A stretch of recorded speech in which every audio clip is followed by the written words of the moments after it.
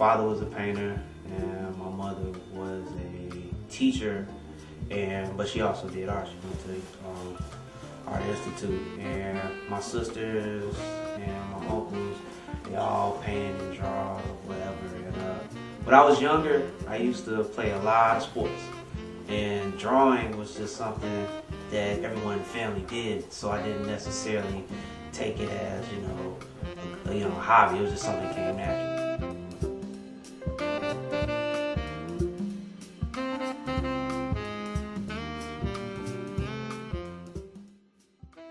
I always use drawing as a tool so I can play with my tools. I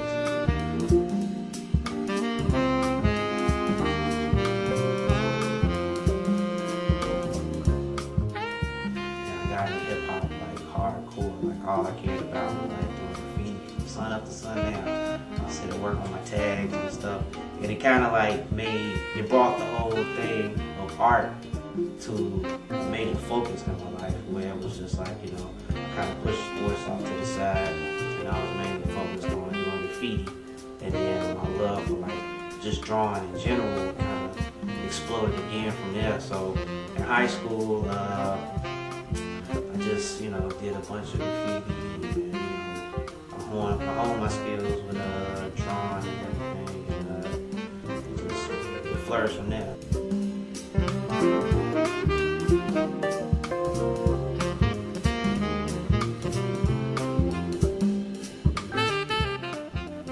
We were involved with a bunch of graffiti, a bunch of hip hop crews in Hyde Park, but none of them really focused on graffiti, and that's all we really gave a shit about.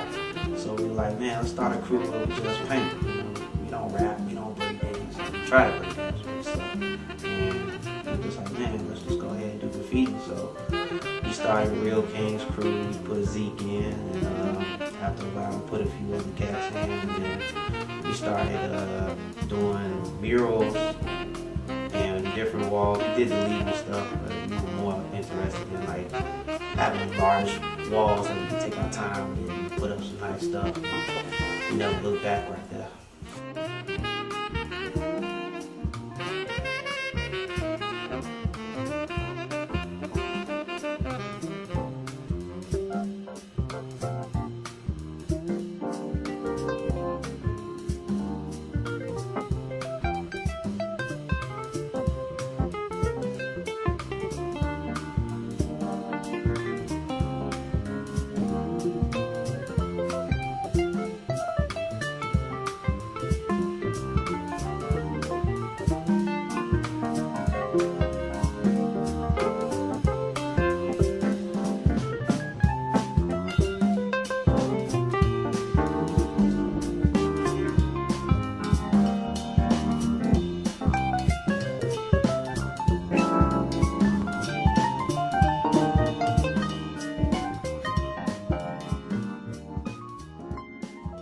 When I started doing my fine art, I didn't necessarily want to bring graffiti into that, because I was kind of a purist where I was just like, man, graffiti belongs out on the walls.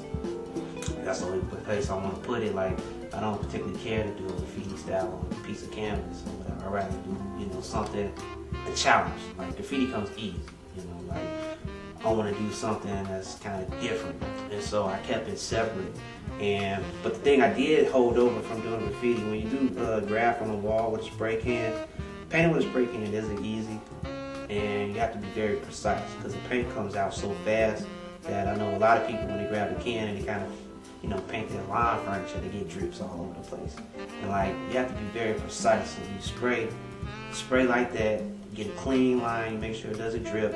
And a lot of things about being neat and being clean and having colors work together are very key when you're doing graffiti, and I brought that into my painting to where like I keep, my lines precise, my color combinations kind of different, kind of funky, but they always end up working. I make sure, I have my colors complement each other.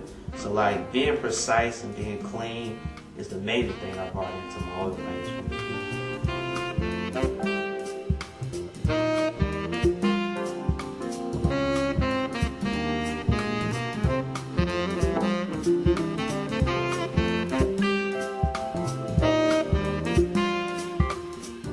there's a certain style of black art that I don't particularly, it's not that I don't care for it, but it's kind of like people assume you do. Like, okay, you're a black artist, you're gonna paint, you know, women with super bright clothes on and just black silhouettes and carrying baskets down the market or whatever. Like, you know, not every black artist has to do stuff like that. Like, not every black artist does folk art per se. Like, there are trained black artists and black artists that do realistic work.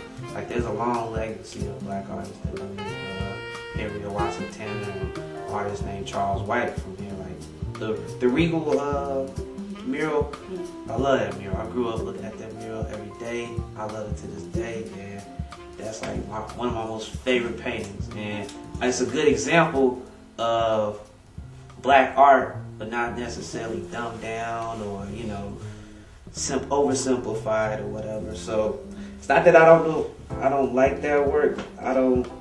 It's been done so much that like it's become cliche. Like, I don't like it when some things like that are done so much to where it becomes a cliche. You know? Like, I'm always cognizant that I'm not the first one to do it.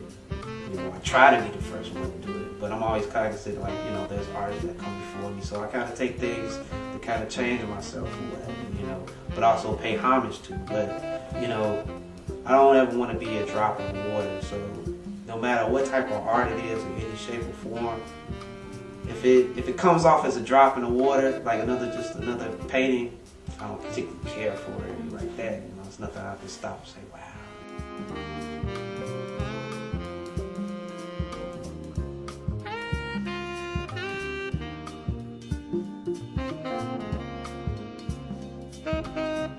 I kind of consider art as like my best friend. It's been my long time companion. Like, me and doing art has been there since I was a kid. It hasn't gone anywhere. Like, all the things I have now, all the places I've been, all the things I've done, have been solely off of like my skill and my talent. And I take care of it. Like, you know, when it comes to like buying my supplies, I don't skip on a lot of things. When it comes to like taking classes and, you know, whatever I can do for my art, I'll put into it.